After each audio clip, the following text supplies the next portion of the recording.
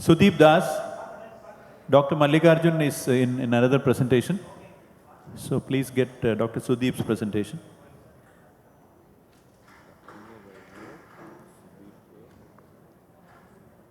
Yeah, thank you for this. So this is not a hack, but this is posture which I want everyone to notice, because I keep telling my juniors I've been operating for 30 years without spondylitis.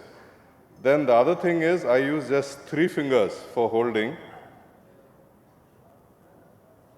And if you saw, basically all my movements are rotatory. So here also I use the right hand only. So all I did is sort of pronate from supinate, pronate, and then enter. And if you see the forceps to everything else I'm using with, so my movements are very, very less. And the same thing I use,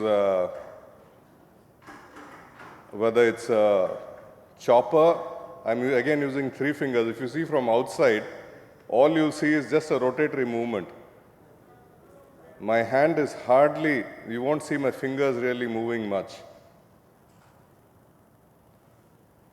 Then this is the other thing.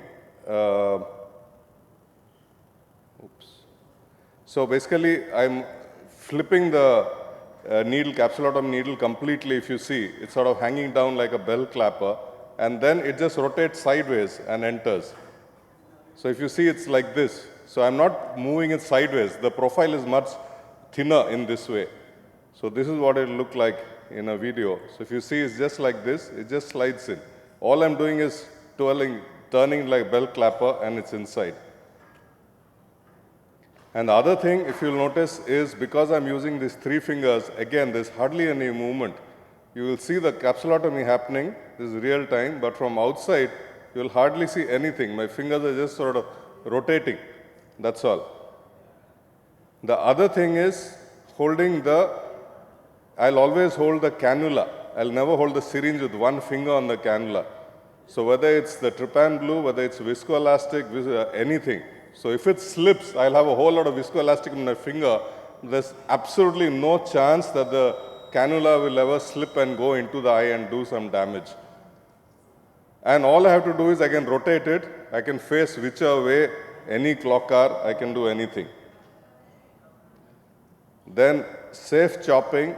This is basically, if you see, I'm rotating it not sideways, it's rotating in the arc. The nucleus is always rotating in the arc of the capsule. I'm not ever pushing it sideways, where you're sort of flattening the equator.